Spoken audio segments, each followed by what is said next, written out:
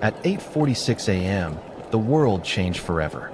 But 60 seconds before that, everything looked perfect. The sky over Manhattan was blue. Too blue. The kind of morning that feels like it's hiding something. No clouds. No wind. 65 degrees. The kind of day people call beautiful without knowing it will be the last beautiful thing they remember about that version of the world. On the sidewalks below the towers, people rushed to meetings that would never happen. Coffee in hand. Headphones in. Already late. Already thinking about the first email of the day. The elevators were climbing. The floors were filling up. 50,000 people settling into a Tuesday morning, worried about deadlines they would never meet and plans they would never finish. None of them knew 4 planes had already been hijacked in American airspace. None of them knew 19 men had spent 2 years preparing for this exact morning. And none of them knew that the system built to protect them had failed, quietly, completely, at every level, long before any of them arrived at work.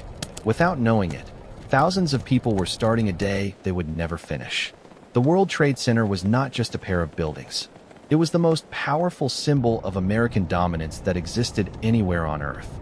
Designed by Minoru Yamasaki, an architect personally terrified of heights, the towers rose 417 and 415 meters above Lower Manhattan. More than 50,000 people worked there every day. Banks, law firms, insurance companies. The windows on the World Restaurant on the 107th floor was one of the highest grossing in New York. From up there, the city looked untouchable, eternal, like nothing could ever reach it. That feeling, that specific feeling of being above everything, is exactly what someone had spent years trying to destroy.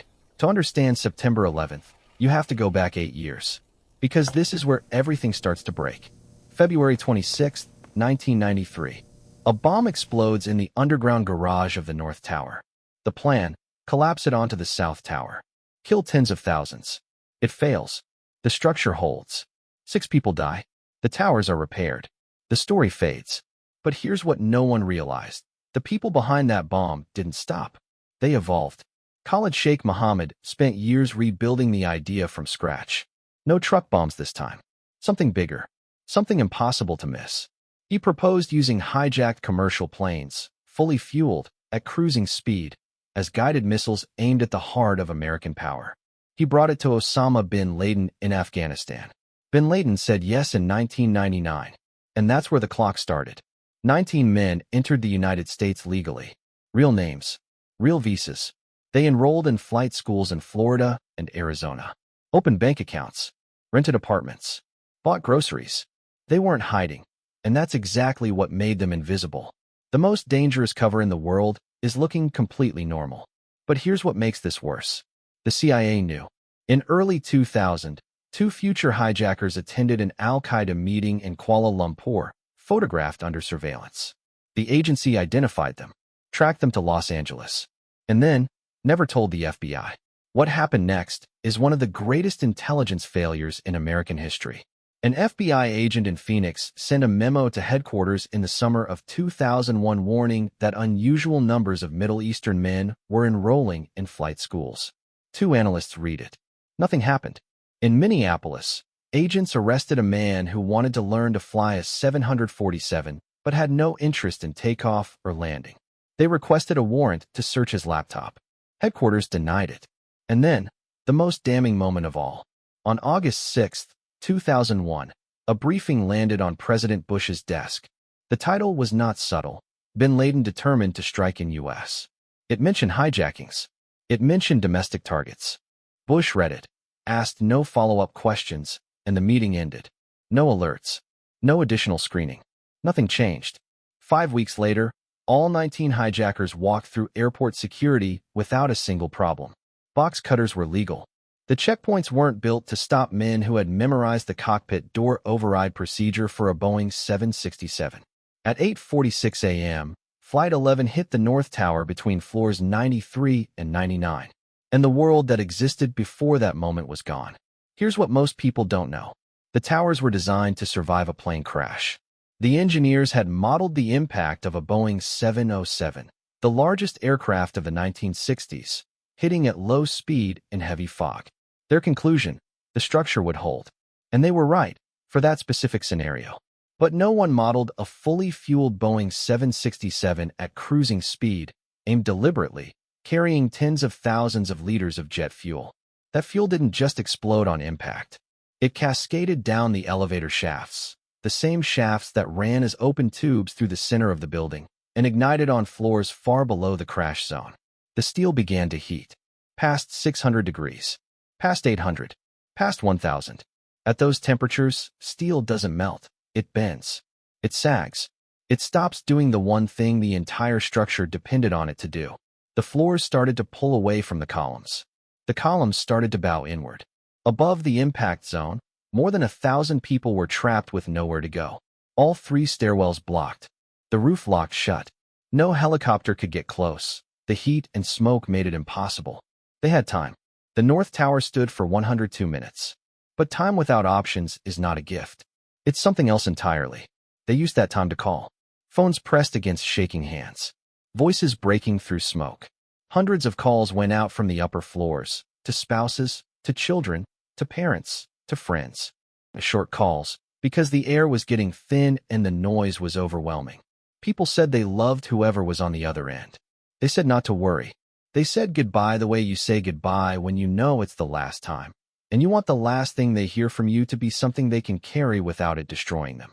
The firefighters climbed while everyone else came down. More than 400 first responders entered those buildings that morning, moving up through smoke and heat in a structure that was already dying, because that was the job, and they did it without hesitation.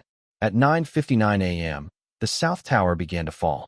For a few seconds, it hesitated, like the building itself was deciding. Like 110 floors of steel and glass and concrete were suspended between standing and not standing, between existing and disappearing. And then the decision was made. 10 seconds. That's how long it took for the South Tower to go from standing to gone. At 10:28 a.m., the North Tower came down. A wall of gray ash rolled through the streets of Lower Manhattan. People ran without knowing where. The air turned white. The city went silent in a way cities are never silent. 2,977 people died that day, from 93 countries. The youngest was 2 years old, on a plane with her mother. In the days after, the walls of New York filled with paper. Thousands of flyers on every lamppost, every shelter, every fire station door. A photo, a name, a phone number. Families searching for someone who in many cases would never be found, because there was nothing left to find. The grief was collective and intimate at the same time. Every name was a network of people destroyed in different ways. A husband who kept his wife's voicemail for years because it was the last recording of her voice.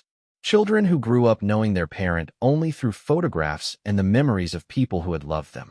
Parents who outlived their children and never fully came back from it. The world after September 11th looks almost nothing like the world before it. Within weeks, the United States invaded Afghanistan. In 2003, Iraq. The wars that followed lasted 2 decades and killed hundreds of thousands of people, most of them civilians in countries that had nothing to do with the 19 men who boarded those planes. The Patriot Act passed in 6 weeks, expanding government surveillance further than it had ever gone. Mass data collection became policy. Torture became, briefly, legal under a framework built specifically to justify it. And in the airports, which every single person watching this has experienced, everything changed permanently. The shoes come off because of a man who tried to smuggle a bomb in his shoe in December 2001. The liquids go in a bag because of a plot to smuggle explosives in bottles in 2006. The full-body scanners, the reinforced cockpit doors, the air marshals, all of it, every single inconvenience of modern air travel, traces back to that Tuesday morning. Where the towers stood, there are now 2 reflecting pools built on their exact footprints. Water falls from all sides into a center with no visible bottom. Around the edges, cut into bronze, are the names of all 2,977 people.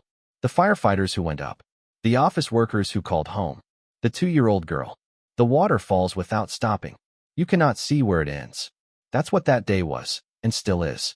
Something you look directly at, and no matter how long you look, you still can't find the bottom. What moment in history do you think the world never truly recovered from? Tell me in the comments. I'll see you in the next one.